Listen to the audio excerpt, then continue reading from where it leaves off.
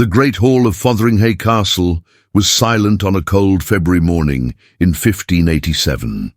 Torches flickered against the stone walls as Mary, Queen of Scots, walked slowly toward the scaffold. She wore a crimson gown, the colour of martyrdom in the Catholic faith, her head held high, her rosary clutched tightly in her hands. Noblemen, guards, and curious witnesses watched in awe, some in fear, as the once powerful queen prepared to meet her end.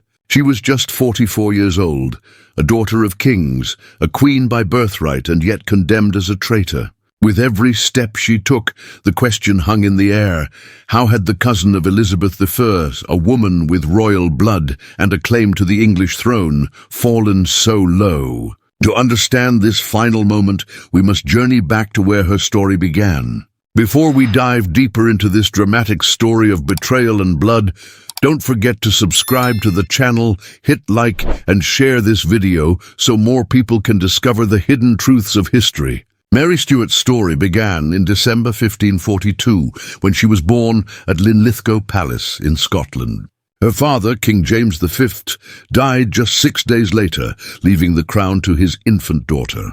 From the moment of her birth, Mary was a queen, but also a prize. Scotland was a small but fiercely contested kingdom, caught between the power of England to the south and France across the sea. Both nations wanted influence over the young queen, and her destiny was shaped by politics before she could even walk.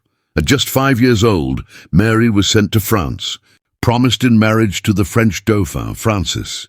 There, she grew up not as a prisoner of politics, but as a glittering jewel of the French court. She was tall, strikingly beautiful, fluent in multiple languages, skilled in music and poetry. The French adored her. For a time, it seemed her life would be charmed. In 1558, when Mary was only 15, she married Francis in a lavish ceremony that dazzled Europe.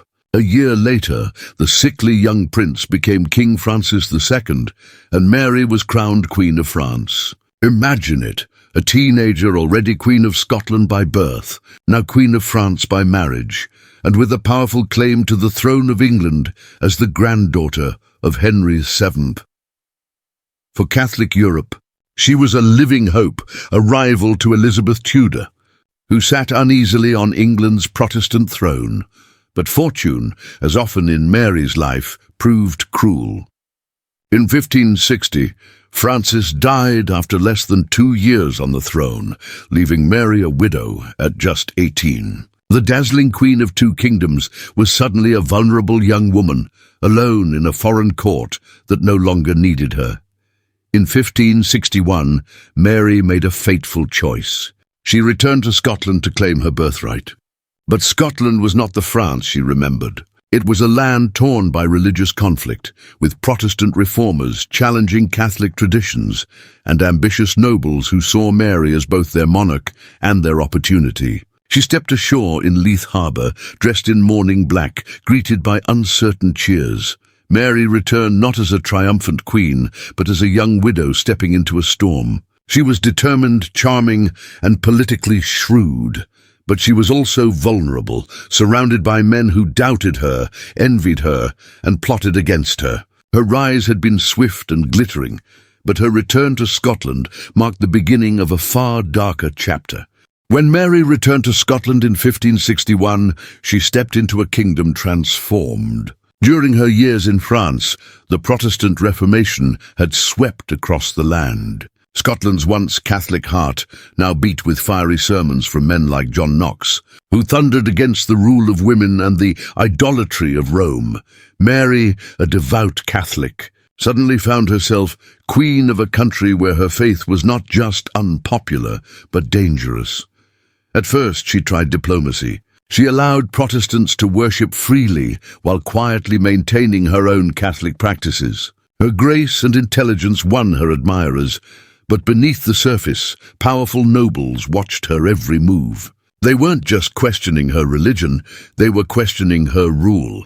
The issue of marriage soon became her greatest challenge. As a young, widowed queen, Mary was Europe's most sought-after bride. Elizabeth I of England suggested her own favourite, Robert Dudley, but Mary rejected him.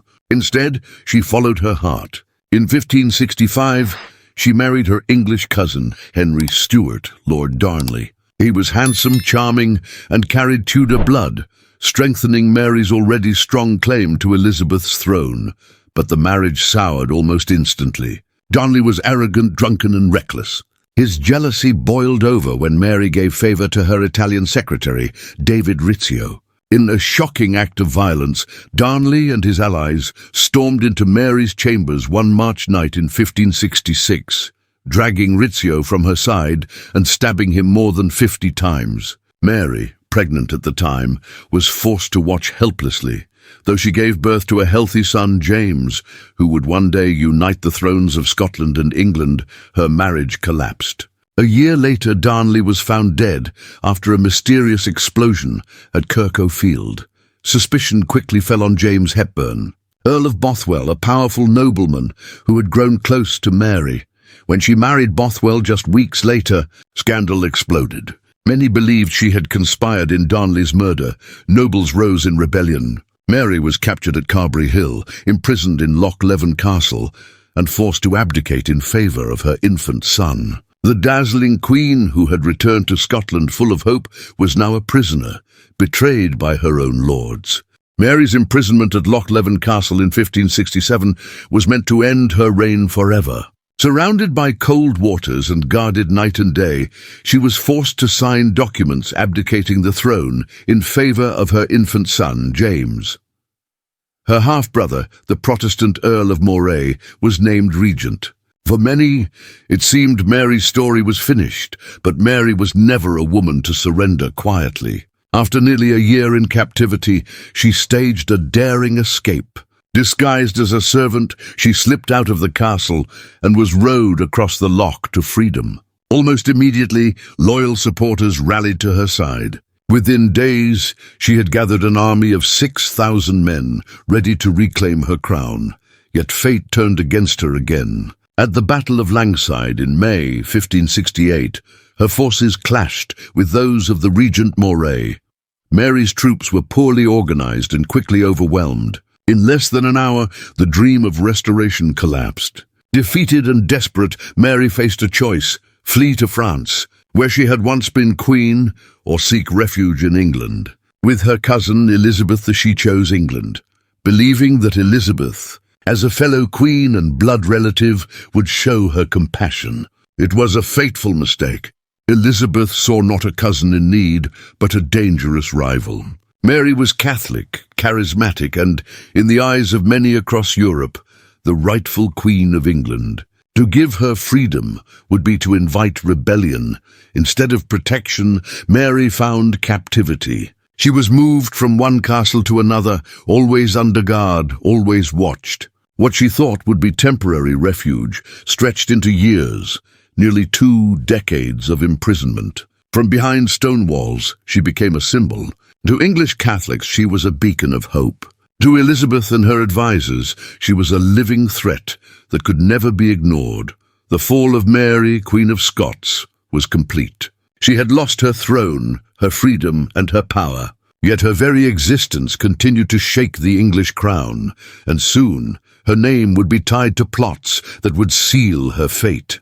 For Mary, the years that followed were a slow, suffocating captivity. From 1568 to 1587, 19 long years, she lived under guard in England. Elizabeth, I refused to meet her face to face, yet also refused to set her free. Instead, Mary was shuffled from one fortress to another: Carlisle, Tutbury, Sheffield, Chartley, and finally Fotheringhay. Each castle was both a prison and a stage, where she was watched constantly by wardens, spies, and servants, loyal not to her, but to the English crown.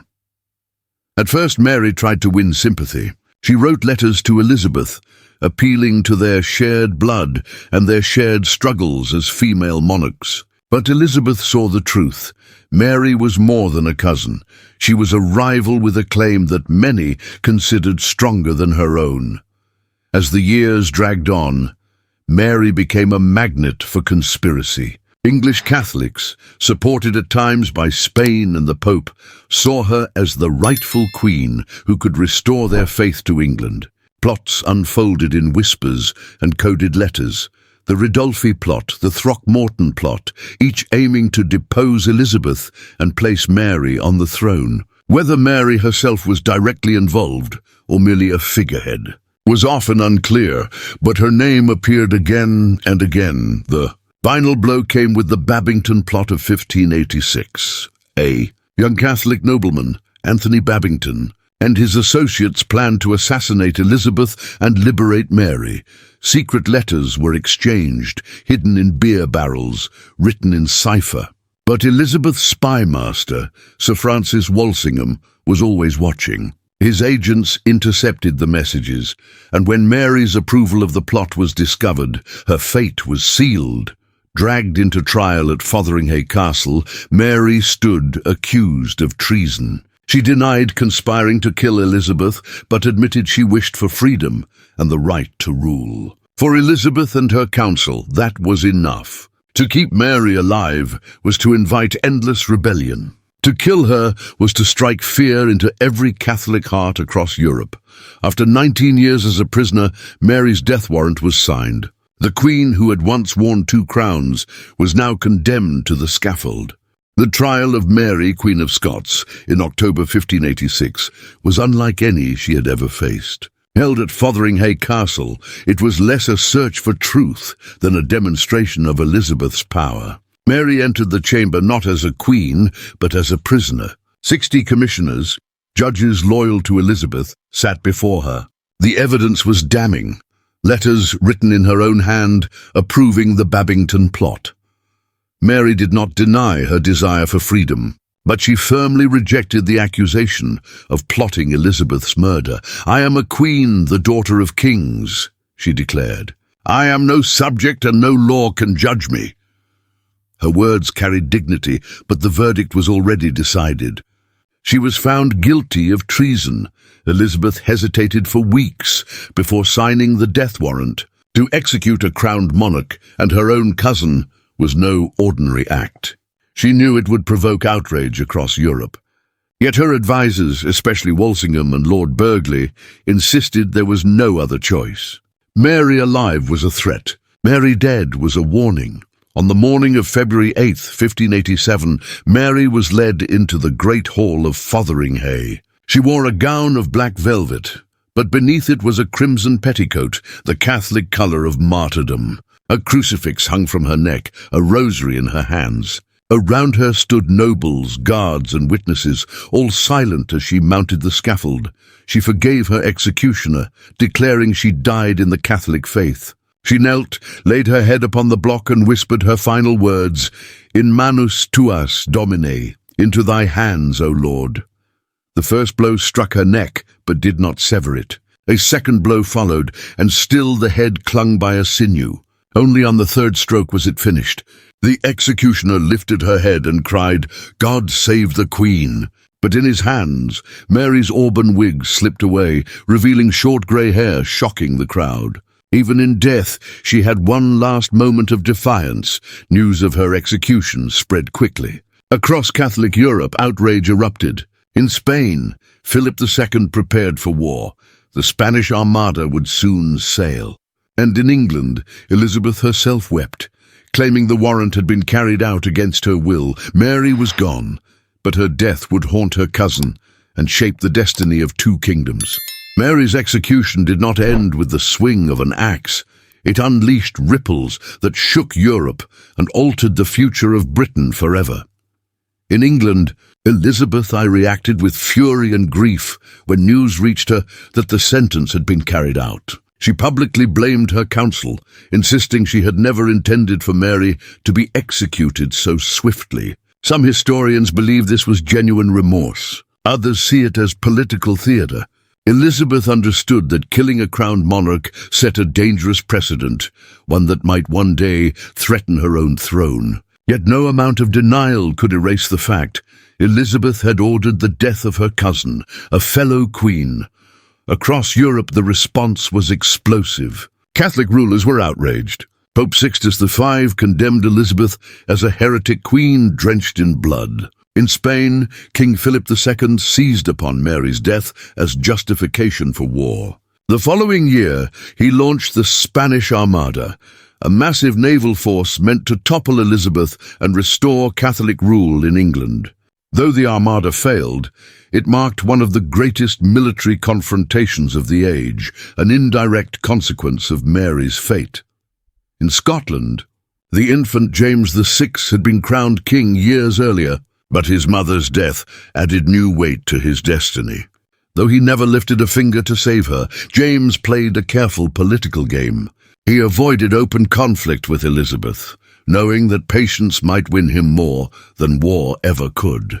His gamble paid off. When Elizabeth died childless in 1603, it was James, Mary's son, who inherited her throne, uniting Scotland and England under one crown.